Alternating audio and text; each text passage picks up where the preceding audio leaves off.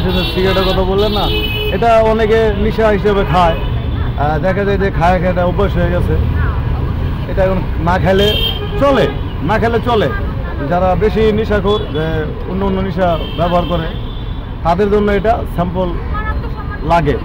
হয়তো আমরা যে পান খাই, গাড়ির ড্রাইভার হয়তো আমাদের একটু ঘুম ধরে, পান চাপাইলে ঘুমটা ধরবে না, হয়তো একটু ওই ঘিম ধরে পান লাগাটা সিগারেট খেলে দেখা যায় একটু মানে আমাদের জন্য একটু ভালো লাগে। আবার যারা বেশি নেশা করে তাদের জন্য নেশাগ্রস্ত হয়ে যায়। এই আর সিগারেট কি বর্তমান সময়ের জন্য এটা মানে ফ্যাশন কিনা অনেকে বলে? এটা অনেকে যেগুলো বর্তমানে এখন তো মনে করেন ডিজিটাল দেশ, ডিজিটাল না, সেটা তো ডিজিটাল করে দিচ্ছে। কারণ ডিজিটাল হিসেবে যারা উঠতি বয়স পোলাবান 15, 16, 10 দেখা যায় একটা কলেজে বা রাস্তাঘাটে ঘুরতেছে বা বন্ধু বান্ধব কথা বলতেছে, আড্ডা দিচ্ছে, তাদের জন্য এই কী খাবি, একটা সিগারেট খাবো, শখ করে হয়তো খাইতে পারে, এই শখ করে খাইতে খেতে এটা নেশার জগতে চলে যায়। আর এটা যদি ওই মা বাবা দেখে তাহলে কিন্তু ওরা খাইতে পারবো না। বন্ধু বান্ধব বাইরে ঘুরে ফিরে ডিজিটাল পোলাপান এটা এই হিসেবে ব্যবহার করে। তো আমরা জেনে শুনে কি মানে নিজের কি মৃত্যু ডেকে আনছি না এরকম কিছু না? এটা আমাদের জন্য, আমাদের যে বয়স সেই হিসেবে এটা আমাদের জন্য মৃত্যু না। কারণ আমরা হলাম গাড়ির জগতের লোক, আমরা টেনশন নিয়ে থাকি। হয়তো আমাদের এটা খেলে একটু স্বাভাবিক হালকা থাকে, হয়তো পানটা ছাপাই যে গাড়িতে থাকি, রোদ্রে থাকি, হয়তো দাঁত দুধ লাগে খাওয়াই, অনেক সময় দাঁত লাগে গেলে ব্রেনটের সমস্যা করে, গাড়িতে ব্রেন স্ট্রোক করে, এগুলো ড্রাইভার মারা যায়।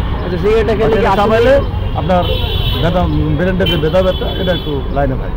সিগারেটটা খেলে কি আসলে কি টেনশন কমে? সিগারেট খাইলে টেনশন কমে এটা ভুল কথা। সিগারেট যাদের টেনশন বেশি তারা এটা ব্যবহৃত করে টেনশন ভোলার জন্য, কিন্তু আসলে টেনশন এটা ভোলা যায় না, এটা ভুল কথা। আচ্ছা, কেউ কি জেনে শুনে মৃত্যুর পথে যাবে?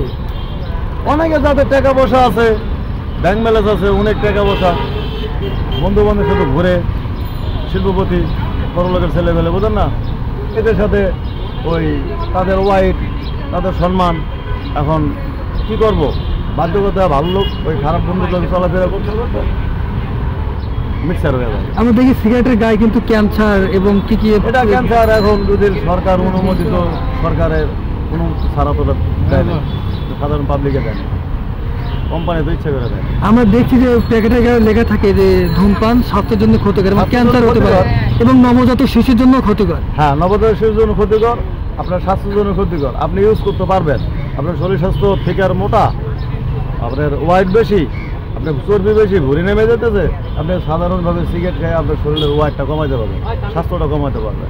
এর ভিতরে আপনি ফলমূল অনেক কিছু আছে, সোজা, গাজর, ডাক্তারি ওষুধ আছে, কমাইতে পারবেন। যারা শরীর দুর্বল, যারা দিন মজুরি কাজ করে, তাদের জন্য বিড়ি সিগারেট এটা হারাম। কারণ তাদের তো শক্তির প্রয়োজন বেশি, রোদে বাতাসে কাম করার শক্তির প্রয়োজন বেশি। আমি যদি আপনার বাসায় কাজ করতে যাই, আপনি তো আমাকে অপচয় টাকাটা দেবেন না, আমার কাজ দেখে তো টাকাটা দেবেন।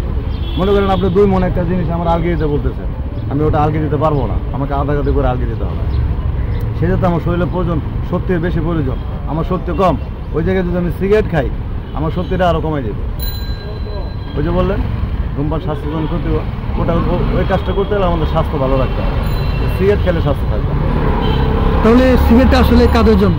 সিগারেট কাদের জন্য? সিগারেট যারা নেশা পানি করে তাদের জন্য, যারা ব্যবসা বাণিজ্য করে, গাড়ির ড্রাইভার জগতে তাদের জন্য, সাধারণ মানুষের জন্য কোনো নেশা করে।